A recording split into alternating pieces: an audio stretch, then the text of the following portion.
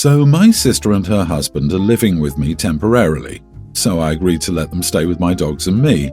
I own a nice bungalow and it's just my dogs and me.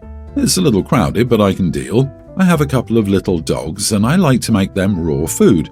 It's healthy for them and I like knowing what they eat. I use cheap ground meat and I mix in chopped vegetables, seeds and organ meat. I also mix in their doggy vitamins. I make up big batches whenever I find ground meat at a good price. Then I make patties out of the mix and freeze them.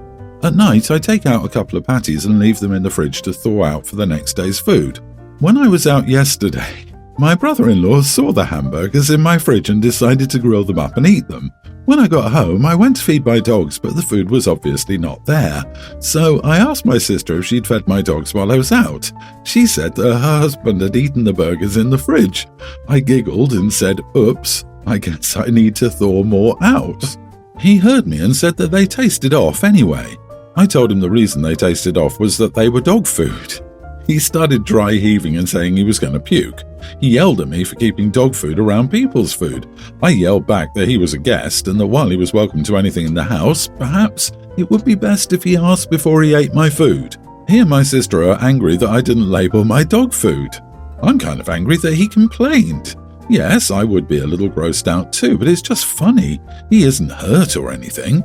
There is nothing that isn't edible by humans in the food I make. I wouldn't eat it myself, of course. Part of the reason he's angry is that he says I took it lightly. All I did was joke that he would have a nice shiny coat. So, am I the idiot? LOL, not the idiot. Check on him in 3 days. Stand behind him and pet his hair and say something like, "Yes, those omega-3s are helping." I also feed raw patties. If someone was going to be stupid enough to eat random food in my fridge, oh well. It's probably healthier than what he regularly eats anyways. Agree, this is hilarious. Even if you have a you can eat whatever policy, I will never just grill up obviously prepped burger patties in my host's fridge. That's impolite to me because someone, who is not you, prepared them and meant to eat them, and then you just come in and decide to grill them up without asking? It's just rude. But the fact that it was meant for the dogs is hilarious and should be a lesson learned. LOL. As for labelling your dog food, well, your house is not set up as a guest house, and how you deal with the contents of your fridge is your business. You're a nice person for housing your sister and her husband. At least they should be grateful for that. Nobody died, but your doggos did have to wait for their next meal. Brother-in-law is overreacting. It wasn't intentional on your part, and it is funny. Maybe get brother-in-law a new squeaky toy to smooth things over. My 48 male daughter's 26th wedding was yesterday. She moved back to our home state of Utah with her fiancé after living in Boston for college and dental school. She didn't seem happy to be back here and said she only moved back because her husband's 28 company transferred him here. She knows that in our area families run large. She's one of 3 kids only because my wife, 47, became sick after our youngest, but it's not uncommon to have families of 8. So when she started planning her wedding, she started worrying about venue capacity and having to spend money on babysitters. For couples with small kids on her list, she made it clear that she couldn't accommodate kids 4 or under at this wedding. That caused a lot of ire and we got phone calls asking why. My daughter's rationale was that she thought older kids would enjoy a party more.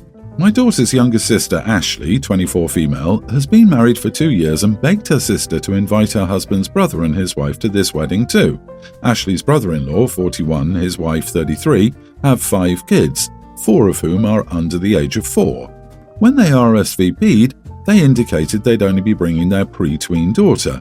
I know Ashley's husband's brother well, as he funded my brother's new business and employs Ashley's husband, my son-in-law, in a job that allows Ashley and him to be full-time parents to their kids.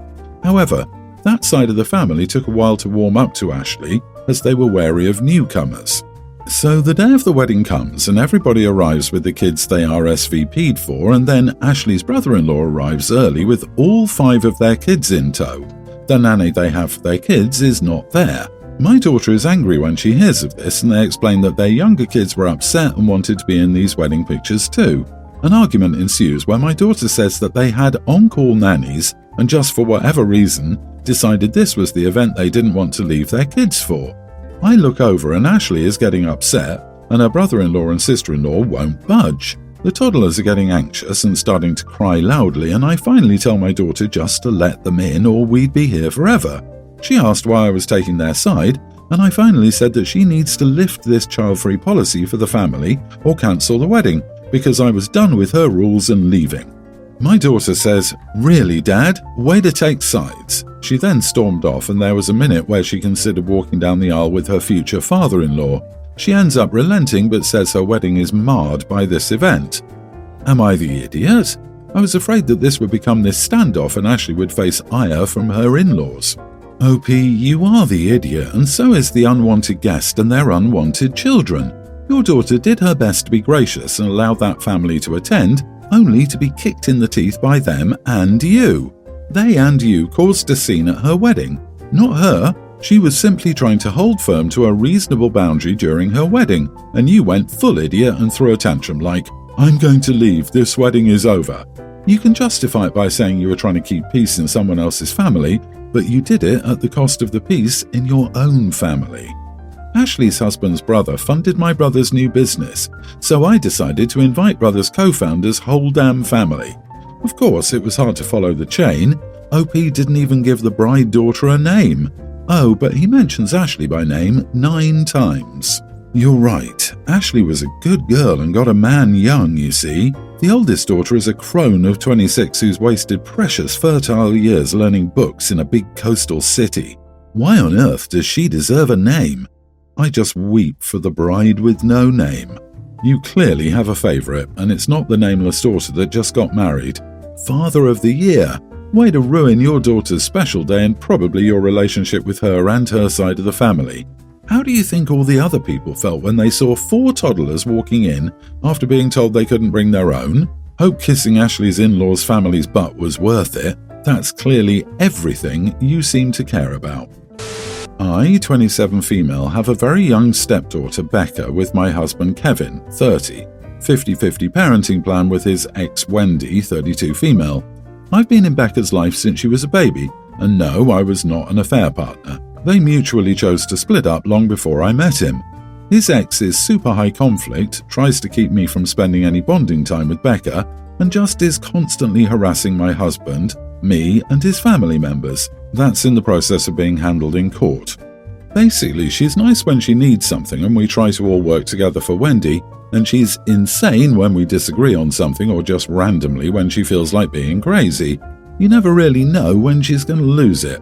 Well, Wendy got her car repoed, and she's been out of a car for a while, taking lifts when she can and getting rides from people. Well, her week came up and she had no one available to give her a ride to pick up Becca from school, so she called me. I'm currently pregnant and the last thing I want to do is interact with her. She just recently emailed my mother asking her to talk to me and tell me to stay out of parenting business so she can raise her daughter properly. Insane. She didn't even know my mom, so she searched the internet for her info. She asked if I would be willing to drop Becca off to her. I said no. She tried being nice and begging, but I said no. My husband was working, so he couldn't do it. I picked up Becca and brought her to our house, and Wendy wasn't able to pick her up until 3 days later. My husband said that's her problem, and if she doesn't have the means to pick her up from school, she has no right to treat me, and him, the way she has and expects me to help her. On the other hand, my friend is a single mom and she told me that's not how you co-parent, and I, or my husband, should have put our differences aside to let Becca see her mom. Becca didn't care and was happy to stay with us. She could also call and speak with her mom whenever she wanted, which she didn't, and her mom never called to speak to her. I don't know. I'm not a bio mom yet, I will be soon, so maybe I'm missing the mark. Wendy is obviously angry and accusing us of alienation. The paragraphs and calls are non-stop. Co-parenting is tough. Am I the idiot? Heck, if she could track down your mom, I'm surprised she didn't just ask your mother to pick her up or drop your daughter off. Instead, she just complained about you. You're right, it's insane. You are not the idiot. I'm not a parent or even a step-parent, but I can see this. The most important fact for me boils down to this. If she couldn't even drive over to pick her up or get someone to do it for her, what would she do if there was an emergency and Becca needed to go to the hospital? Sometimes ambulances take too long. Sometimes parents can lose full custody because they have no transportation method to see to a child's needs. You are the idiot. I think it's extremely short-sighted of you. You're currently in court to modify the custody agreement, yes? If you have a 50-50 arrangement and you're not facilitating visitation, that could look really bad in court. Wendy could easily argue that you're preventing her from seeing her daughter. I'm not saying that's what you're doing, but I think this could look bad in court. I'd encourage you to keep your eye on the long-term goal. No. People can't expect to be rude and have benefits. You cannot have it both ways. Stay out of parenting and do parent things for me. OP, you've been told to stay out of parenting. Picking up and dropping off is a parenting decision, unless the parents designate a proxy. Your husband has said no, and as the custodial parent in your home, his word is the final one. You've done nothing wrong. Stay as far away from the impending explosion as you can. You're pregnant and do not need the stress. My dad died when I was 7 years old. He was my favourite person, my mom's favourite person at the time, and I kind of think he was the person who could complement our personalities enough for us to be super close. Even as a little kid, I knew that. It broke the two of us when he died. But then she found someone else. She found Luke. She married Luke 2 years later and he became her person. Luke, upon realizing my dad had been the parent I was closest to, tried to fill that space and was unwilling to listen when I said that space was reserved for my dad. It caused some tension. Over time, I let some things go. They would call themselves my parents or my mom and dad. I always called him Luke. I always told people close to me about my dad and would make sure it was known Luke was not Dad.